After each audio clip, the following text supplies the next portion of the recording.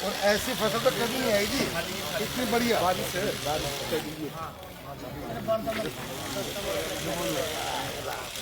भाई साहब सरकार को ये नहीं है जी, सरकार को ये चाहिए भी इससे बढ़िया गेहूँ नहीं भाई है साहब सरकार को ये चाहिए भी बारिश जिससे गिल्ली होगी जी। सरकार को ये चाहिए भी 13 से 14 मॉइस्चर करे उस पे 12 की जगह जी। ये 3 में पहले भी किया है, जब भी तो क्या लग रहा है 13 से 14 मॉइस्चर करना चाहिए सरकार को।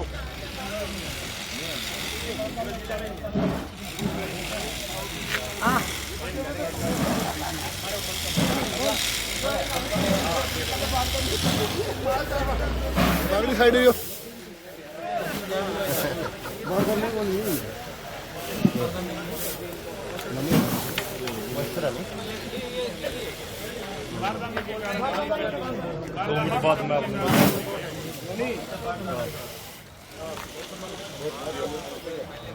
तो पैसे कैसे मिलेंगे?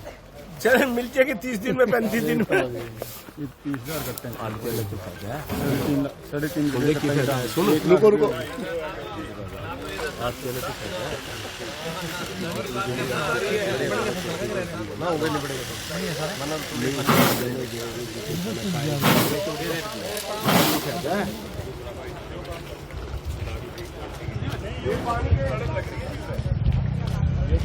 उसकी देख चिड़िया भी नहीं खाए।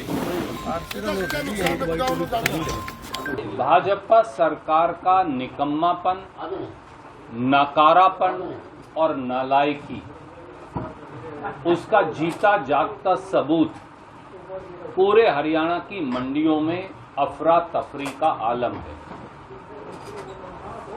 मंडियों में बारिश की मार गेहूं भीग रही है, तो दूसरी ओर खेतों के अंदर बिजली की ढीली तारों से स्पार्किंग होकर आए दिन आग लग रही है।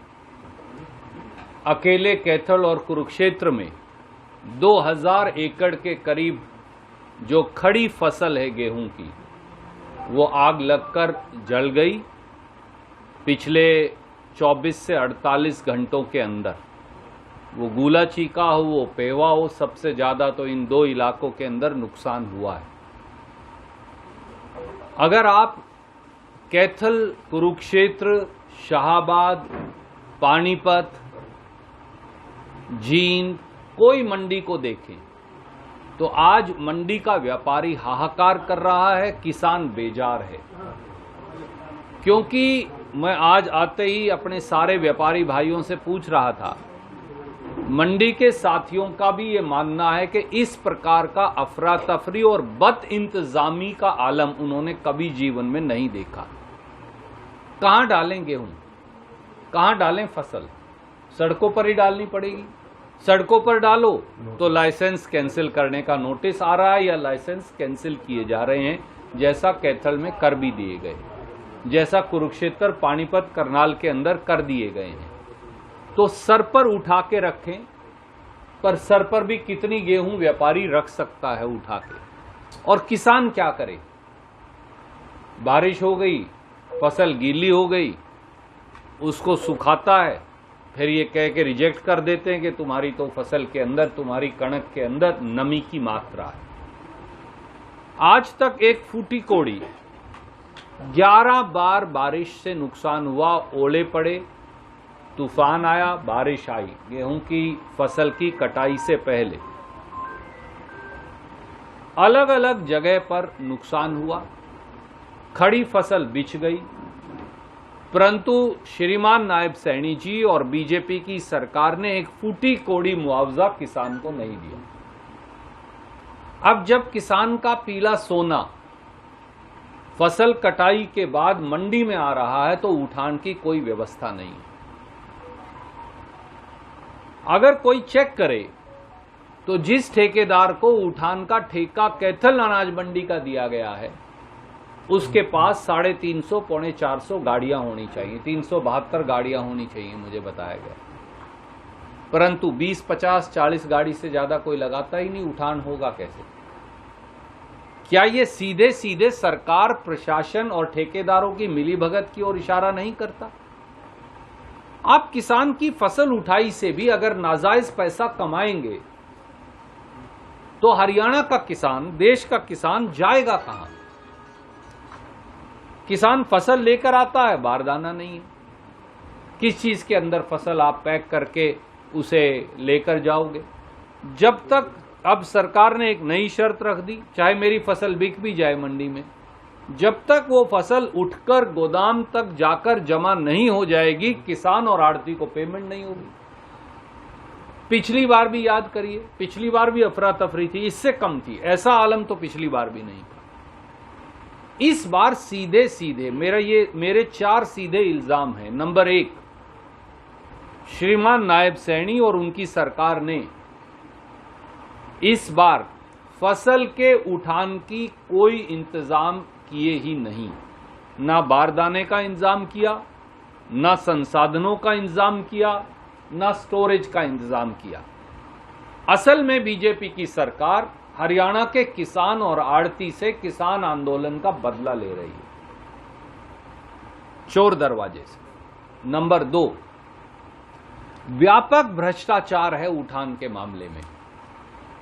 जिन लोगों को ठेके दिए गए हैं वो लोग पूरी गाड़ियां लगाते ही नहीं, और इसमें सीधा पैसे की लेन देन है। मैं इल्जाम लगाता हूं, पैसे की लेन देन के बगैर, नहीं तो ठेकेदार को आज कैंसिल करो, कल किसानों को बोलो अपने अपने ट्रैक्टर लगाओ, उठान करो, सब उठा लेंगे, आड़ती भाई उठवा लेंगे। क्या कारण है कि ट्रैक्टरों को लाइसेंस नहीं दिए जा रहे?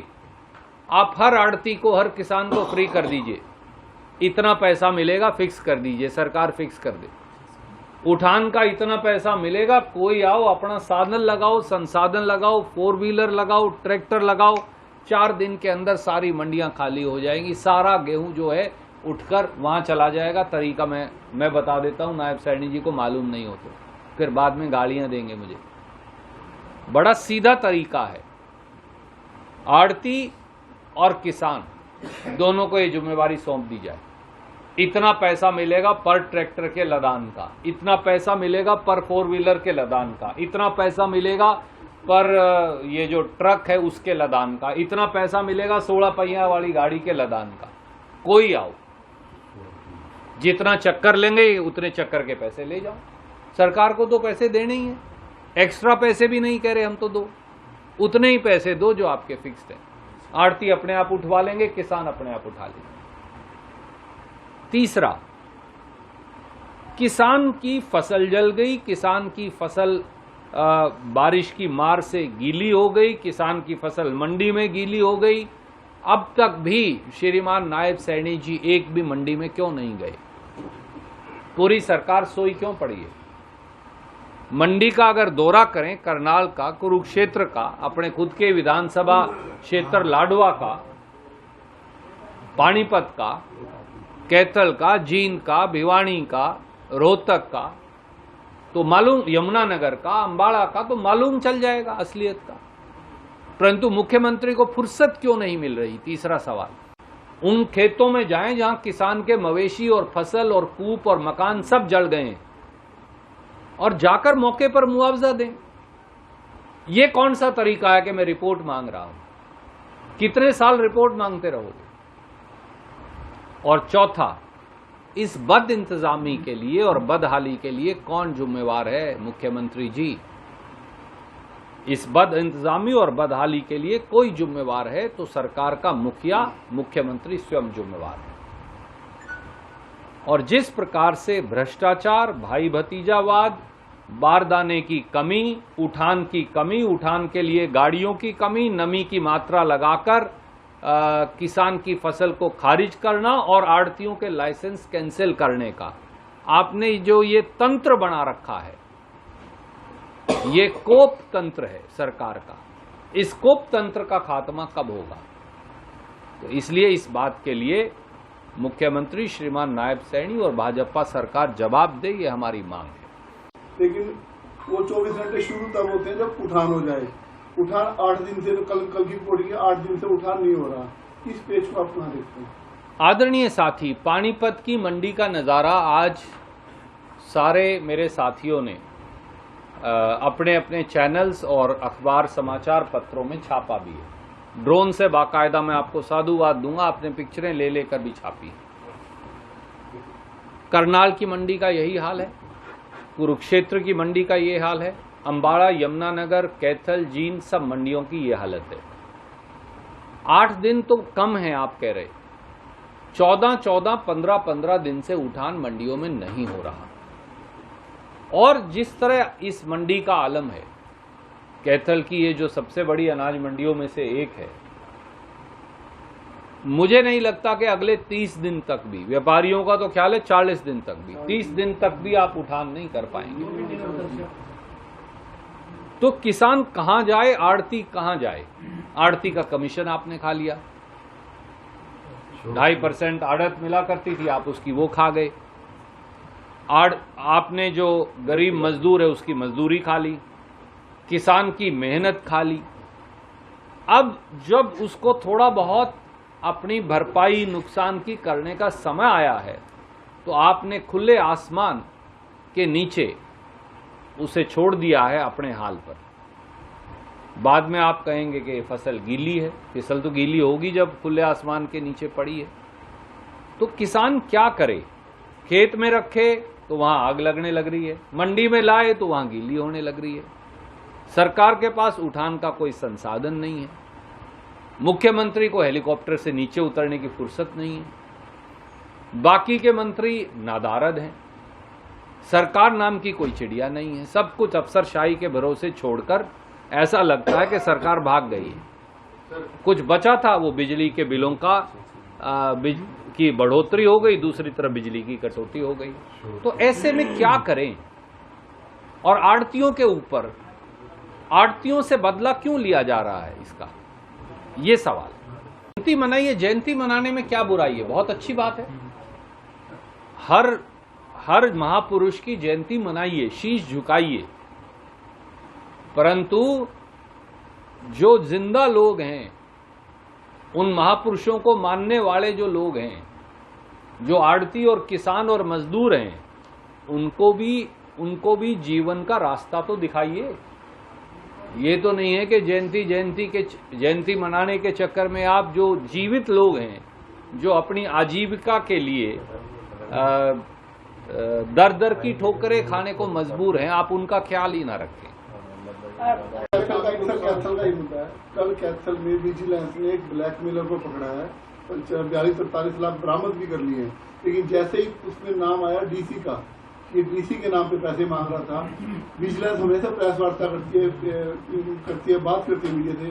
कल विजिलेंस ने अपने दरवाजे बंद कर दिए, मीडिया से बात नहीं की। देखिए, अगर कोई किसी को ब्लैकमेल करता है तो जो कानून की कड़ी से कड़ी कार्रवाई है वो होनी चाहिए, और अगर इसके अंदर कोई और शामिल है तो उसकी भी जांच होनी चाहिए। इसमें कोई दो राय हो ही नहीं सकती। 1/3 FIR है जो बाला जौनपुरी कैथल से है इस साल में 75%। देखिए आदरणीय साथी, मैं ना आज आपको विषय से भटकाना नहीं चाहता, इसलिए कि आज पूरा हरियाणा त्राहिमाम है।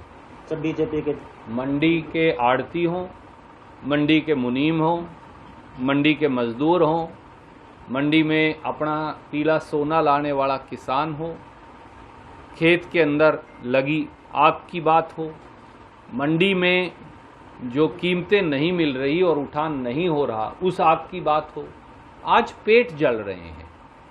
सच बात यह है, खेत से ज्यादा पेट जल रहे हैं। जलते हुए पेट का इलाज केवल यह है कि उठान हो जाए और मेहनत की कीमत मिल जाए, आड़ती को आड़त मिल जाए, मजदूर को मजदूरी मिल जाए, किसान को किसानी मिल जाए। आज हम केवल ये बात उठाने आए हैं। आदरणीय मित्र, ये बड़ी सीधी बात है। हर बार आप कह देते हैं कि हम बिजली की लाइनें ठीक कर देंगे, हम बिजली की लाइनें जिसको बोलते हैं खड़ी बोली में सहार देंगे, मतलब टाइट कर देंगे ताकि स्पार्किंग ना हो, पर हर बार ये होने लग रहा है। अब ये जो सरकार 11 साल से बिजली की लाइन टाइट नहीं कर पाई, वो सरकार के तंत्र को टाइट कैसे कर पाएगी? कई बार ये सोचकर अचंभा होता है। उनका केवल एक ही मंत्र है, जात पात के आधार पर समाज को बांटो और वोट बटोरते जाओ, काम करने की कोई आवश्यकता नहीं। पर अब लोग थक चुके हैं इस जात पात के विभाजन की राजनीति से और काम मांगते हैं। तो आपने सुना भी कि आदरणीय मुख्यमंत्री जी का ये पूर्व संसदीय क्षेत्र है, तो नायब सैनी जी इतने बिजी कहाँ हैं कि उन्हें टाइम नहीं मिलता। वो हेलीकॉप्टर से कैथल और पेवा के ऊपर से निकल गए, उचाणा चले गए, तो वो हेलीकॉप्टर थोड़ा सा यहाँ भी लैंड कर लेते, किसान के आंसू पहुंच जाते, मुआवजे की घोषणा कर जाते, मवेशियों का पैसा दे जाते, कूप और मकानों का पैसा दे जाते, तो उनका क्या बिगड़ जाता। पर लगता है कि सत्ता का अहंकार सत्ताधारी हुक्मरानों के सर चढ़कर इतना बोल रहा है कि अब उनके लिए आम जनमानस जो है उसकी कोई कीमत बची नहीं, ना जान की कीमत, ना फसल की कीमत, ना तूड़ी के कूप की कीमत, ना मकान की कीमत, ना मवेशी की कीमत, ना आड़ती की चित्कार की कीमत।